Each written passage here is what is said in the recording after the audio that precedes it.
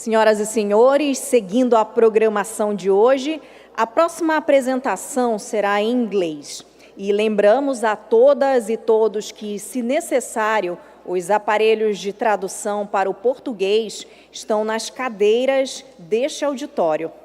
As perguntas da plateia poderão ser feitas por meio do QR Code que aparece na tela e serão respondidas ao final desta apresentação. Ellen Johnson Sirleaf foi a primeira mulher eleita presidente no continente africano. Também foi laureada com o Prêmio Nobel da Paz em 2011 em reconhecimento ao seu trabalho no empoderamento das mulheres e na construção da paz na África. Ela liderou a Libéria na recuperação da guerra civil e na crise do Ebola, como a primeira chefe de Estado mulher democraticamente eleita, realizou mudanças econômicas, sociais e políticas no país, culminando na primeira transferência de poder pacífica e democrática da Libéria em 73 anos. Temos a honra de convidar, e já está aqui no palco conosco, a ex-presidente da Libéria e Prêmio Nobel da Paz, Madame Presidente Sirleaf.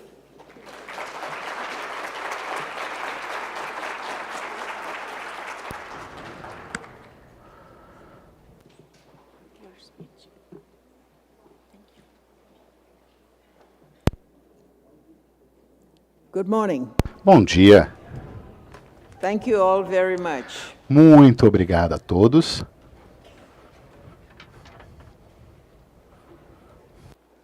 Esteemed members of IBRAM, Prezados membros do IBRAM, distinguished guests, prezados convidados, ladies and gentlemen. senhoras e senhores.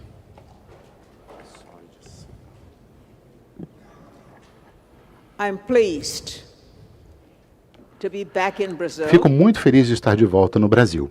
a country that I have followed Eu tenho acompanhado since the early este years of my país profession. desde o início da minha profissão, When I was posted here quando fui By the alocada World Bank aqui no Brasil pelo Banco as a loan Mundial officer, como diretora de empréstimos.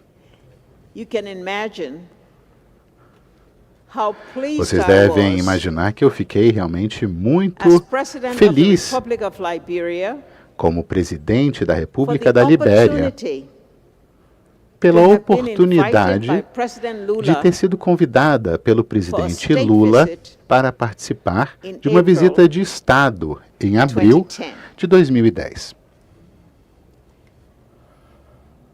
I'm equally honored Fico também muito honrada to stand before you today de estar aqui com os senhores in this incredible city of nesta Belém. cidade incrível que é Belém. Belém is a gateway to the Amazon, Belém é a porta de entrada para a Amazônia. a vibrant place Uma cidade vibrante where rich que vê history, a interseção culture, de uma história, and de uma nature cultura e de uma intersect. natureza extremamente ricas. Its energies A energia Shaped dessa cidade by foi moldada centuries of por trade and décadas e séculos de reflects comércio the deep connection e reflete também this region a has profunda conexão with the que entire essa região world. tem com o mundo como um todo. It is a city of resilience Esta é uma cidade de resiliência where the pulse of the e Amazon dá para forest sentir o pulso da be floresta felt amazônica in em every aspect, todos os aspectos daily life. do cotidiano. from the bustling Ferro-Piso market Desde o mercado ver o to peso vibrant até river culture. a cultura Belém not ribeirinha only vibrante da cidade. symbolizes Belém the beauty and simboliza vastness não somente of the a Amazon, beleza e a but also vastidão da serves Amazônia, as a mas também reminder of serve our como shared um lembrete responsibility da nossa responsabilidade protect compartilhada this vital ecosystem. de proteger este ecossistema tão vital. As we gather here today, Estamos to aqui discuss the hoje future of the Amazon reunidos para discutir and o the new futuro da economics Amazônia that will guide us. e as novas I find it economias fitting that que we do so nos guiarão daqui para frente. Então, faz todo sentido nos reunirmos numa cidade que entende profundamente a importância de conseguir-se um equilíbrio entre o crescimento econômico e a proteção do meio ambiente. É importante equilibrar o crescimento econômico com a preservação ambiental. Eu estou aqui não somente como ex-presidente, mas como alguém que passou pelos desafios de gerir recursos naturais, minerais, silvicultura, junto também com todas as promessas e perigos que tudo isso representa no meu país, que é a Libéria. Let us begin by acknowledging something simple. Vamos começar então reconhecendo algo muito simples, embora profundo. As florestas são muito mais do que apenas árvores. Trata-se de ecossistemas vivos que respiram e que sustêm milhões de pessoas. Na Amazônia, milhões de pessoas indígenas dependem da Amazônia para sua subsistência, sua cultura e práticas espirituais. O mesmo acontece na África, onde a bacia do Congo e outras florestas são a casa de comunidades que vivem em harmonia com a natureza já há gerações. Ao falarmos da Amazônia, não estamos apenas falando do Brasil. Estamos falando sobre uma parte do mundo que afeta a nós todos. O que acontece aqui nessa floresta tão frondosa acaba tendo efeitos pelo mundo inteiro, incluindo no meu continente, que é a África. Hoje, quero compartilhar com vocês a forte e profunda conexão que existe entre a Amazônia e a África, entre seus povos, seus recursos e também como podemos aprender uns com os outros para proteger esses ecossistemas tão preciosos, ao passo que também oferecemos melhores opções de subsistência para as comunidades que dela dependem. Bom, infelizmente, ambas as regiões têm tido suas florestas exploradas no que diz respeito às oportunidades econômicas que são buscadas localmente, mas também por agentes internacionais. Eles são motivados por questões em relação à madeira, minerais e outros recursos naturais. E muitas de nossas florestas foram de fato degradadas pela indústria madeireira ilegal e também por práticas de agricultura insustentáveis e também mediante a sistemas corruptos que estão visando apenas lucro de curto prazo. E eles não valorizam questões referentes à saúde de longo prazo e às pessoas e à terra. A Libéria, o meu país, ele também se depara com esse tipo de exploração. As nossas florestas, que são ricas em biodiversidade e também em madeira de valor, nós já fomos uma grande fonte de receita que gerou lucro. Mas durante conflitos civis, esses mesmos recursos se tornaram algo negativo. A exportação da madeira foi utilizada para financiar conflito e, como resultado, a comunidade internacional impôs sanções no nosso setor de florestas. Isso ocorreu por vários anos. Nós tivemos que, de alguma forma, contornar essas sanções, e isso cortou uma parte significativa do lucro dos nossos povos. Mas elas foram necessárias para quebrarem essa conexão entre recursos naturais e violência. Essa experiência nos ensinou algo bastante valioso. A gestão de recursos naturais não se trata apenas de extração ou nem mesmo de conservação. Trata-se de governança. Estamos falando de uma boa governança, de boa liderança. Trata-se de assegurar-se de que os benefícios desses recursos são compartilhados por todos, principalmente pelas comunidades locais que vivem próximas a esses recursos. Nós temos que construir essa confiança com a comunidade internacional.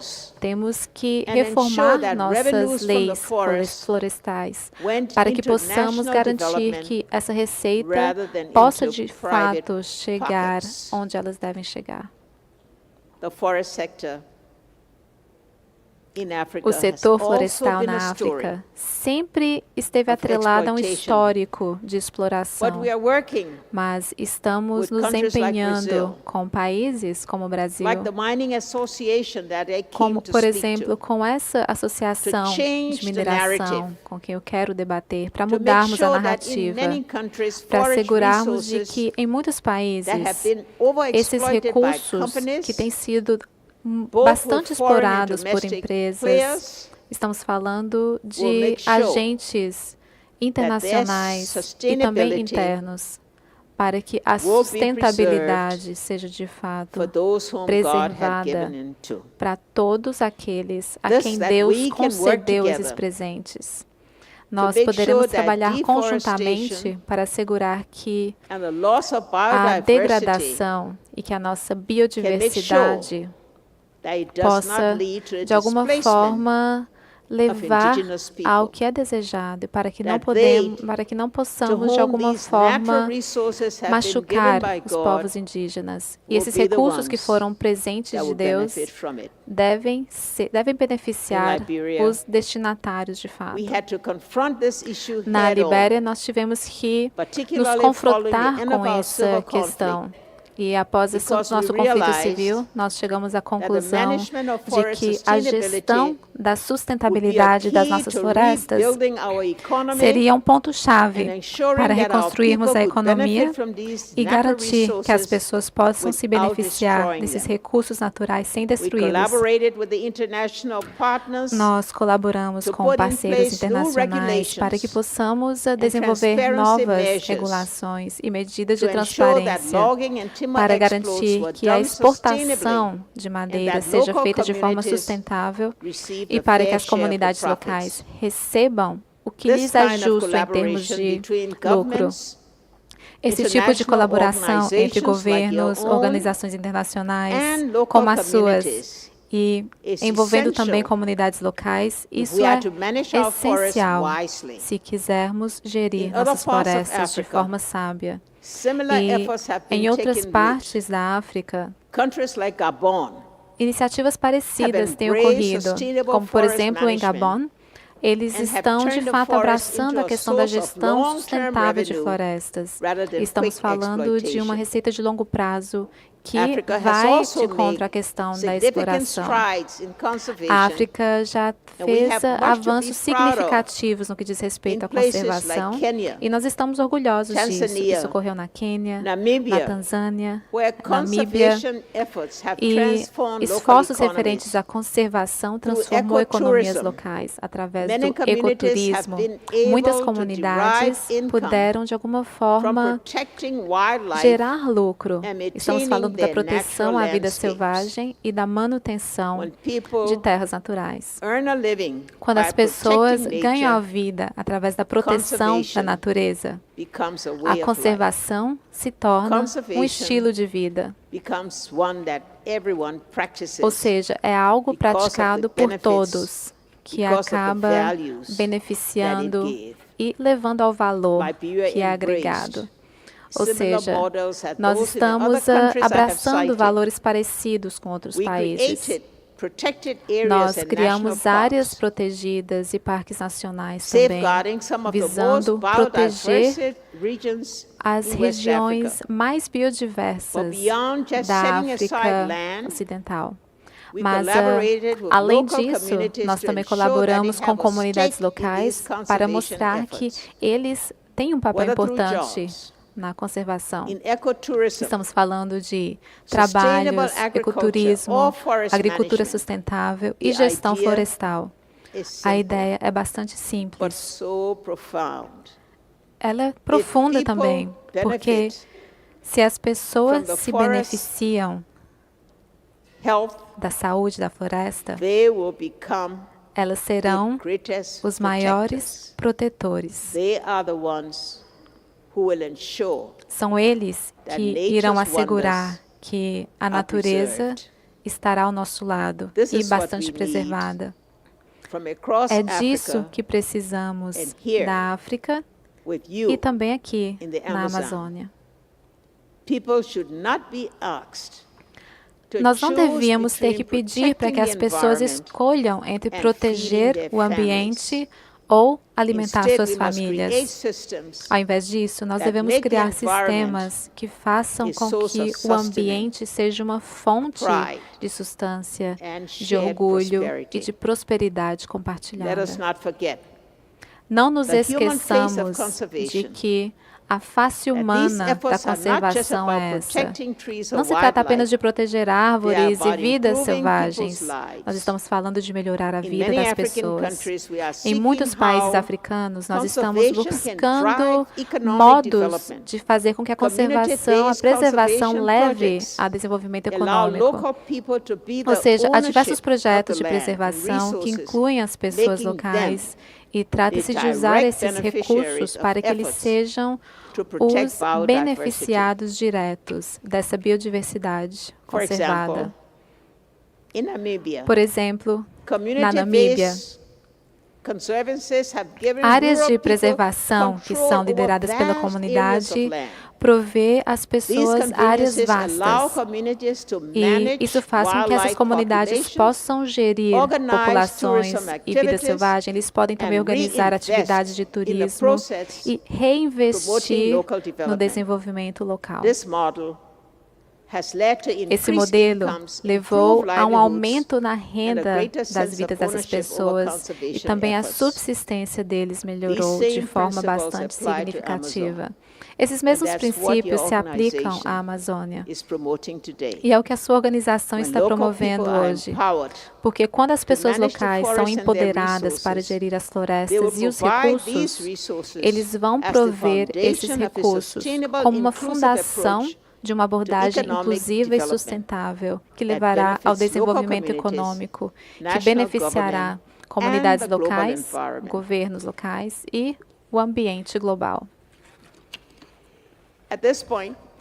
Bom, neste momento, eu gostaria de mencionar um mecanismo importante que está sendo cada vez mais promovido como uma ferramenta para lutar contra o deflorestamento e contra a mudança climática. Estou falando dos créditos de carbono. E a ideia por trás disso é bastante simples.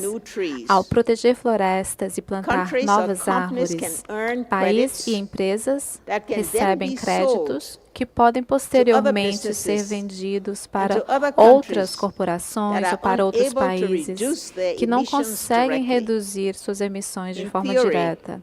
Ou seja, em teoria, nós estamos falando da criação de um incentivo financeiro para a preservação. Superficialmente, esse crédito de carbono parece ser uma situação em que todos ganham. Países que têm diversas florestas, como o meu, como o Brasil e diversas outras nações na África, podem ganhar dinheiro por manter suas florestas intactas.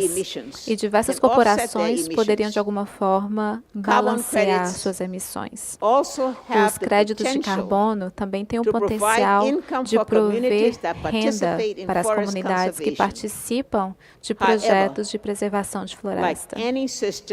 Bom, no entanto, como ocorre em qualquer sistema, há vantagens e desvantagens no que diz respeito aos créditos de carbono.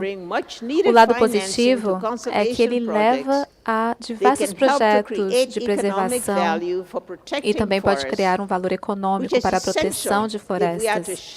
Isso é essencial se quisermos sair dessas práticas destrutivas, como a questão de comércio de madeira ilegal.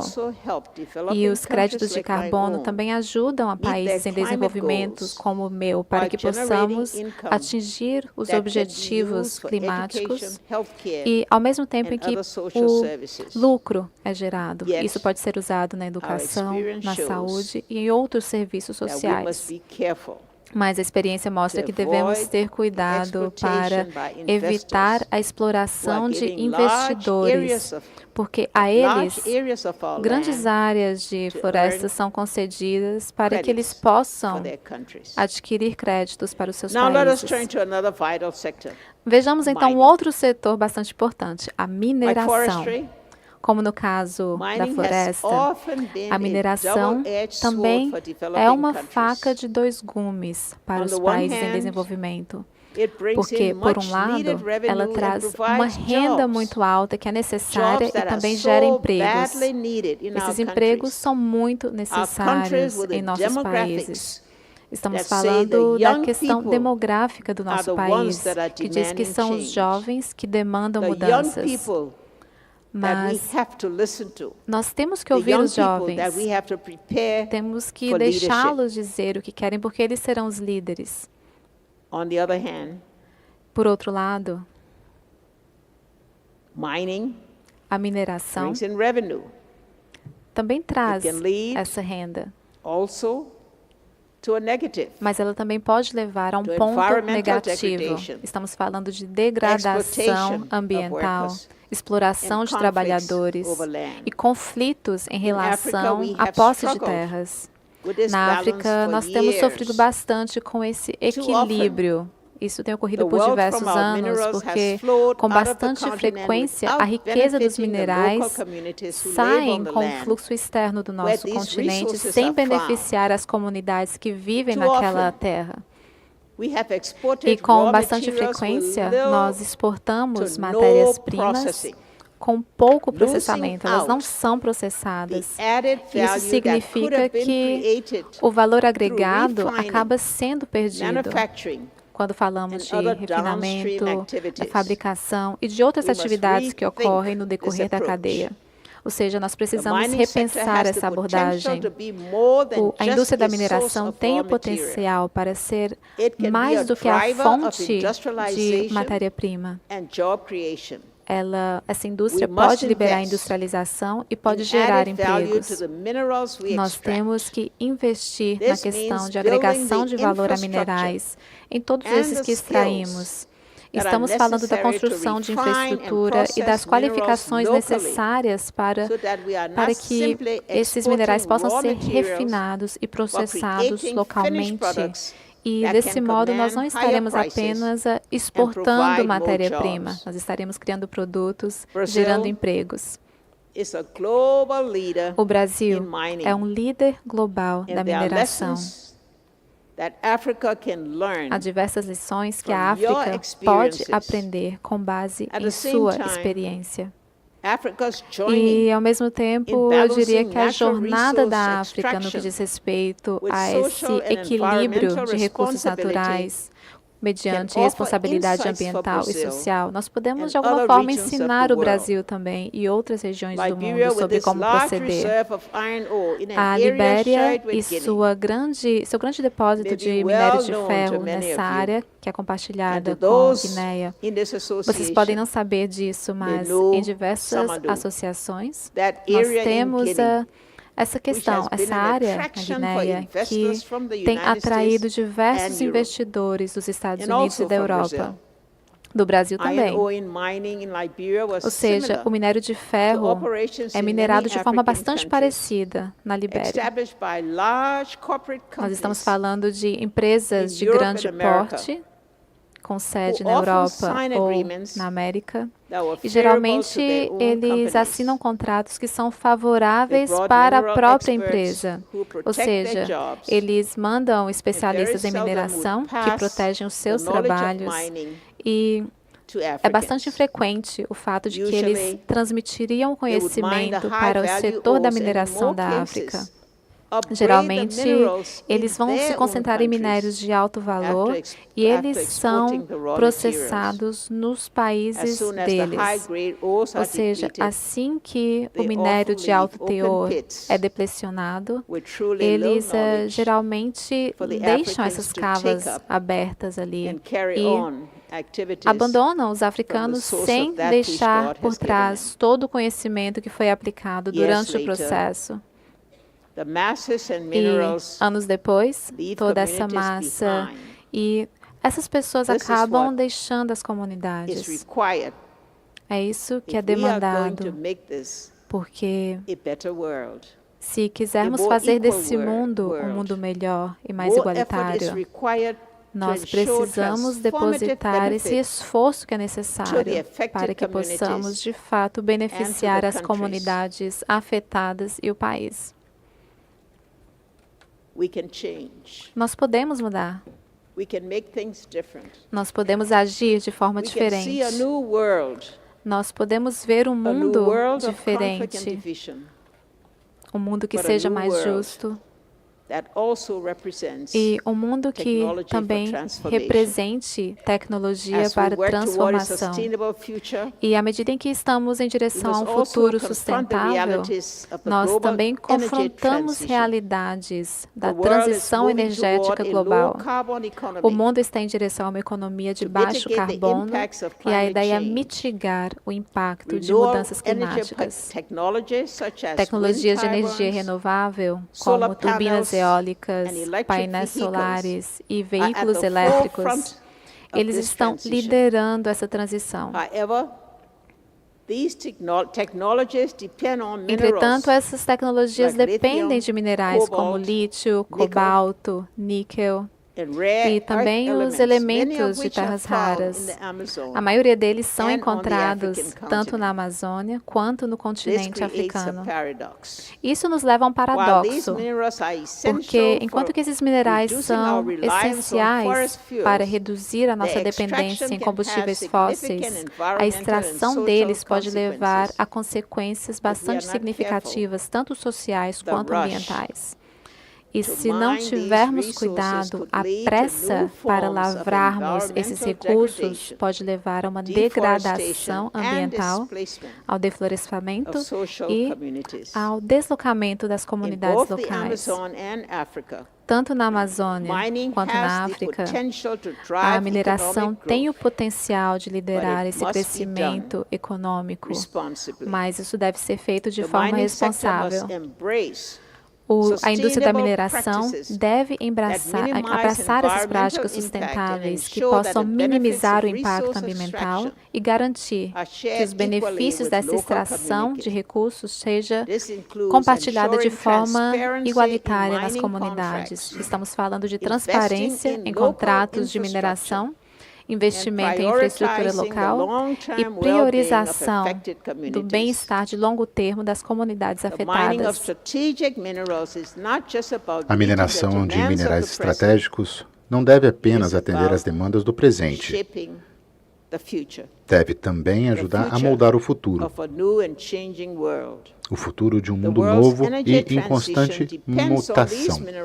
A transição energética mundial depende desses minerais e também dependem deles setores como tecnologia e transporte.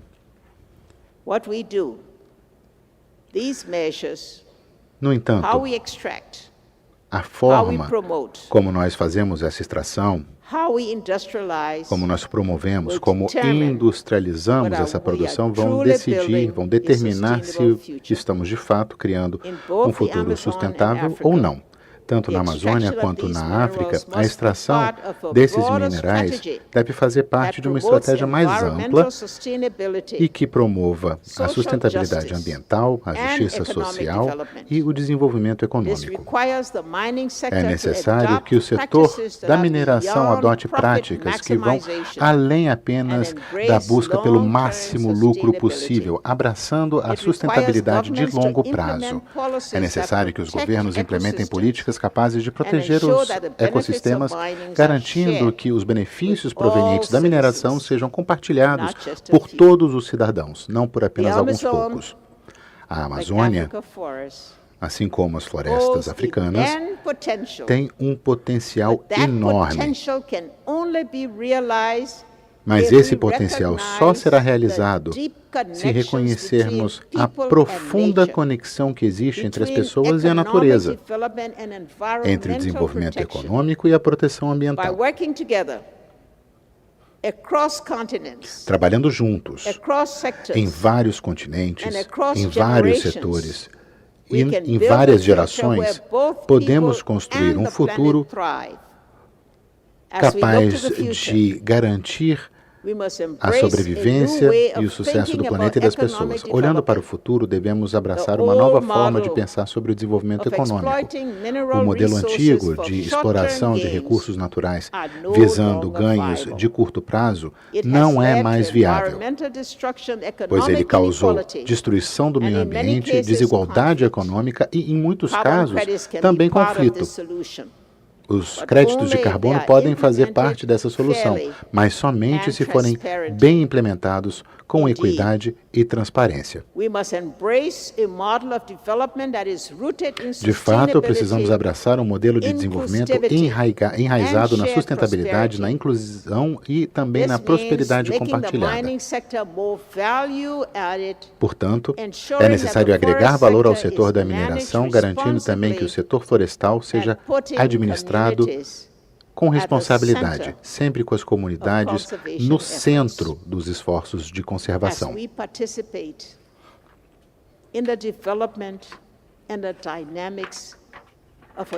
À medida que nós participamos no desenvolvimento e nas dinâmicas de um país, de um mundo em mutação, temos muitas divisões, temos muita desigualdade, muita injustiça, mas mesmo assim o planeta ainda é um só.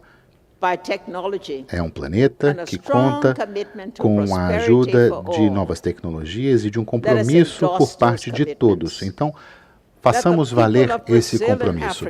Que as populações do Brasil e da África, que antes compartilhavam a mesma geografia, que esses povos norteiem o caminho à frente e ditem o ritmo para chegarmos a um mundo mais seguro e mais profícuo para todos. Obrigada.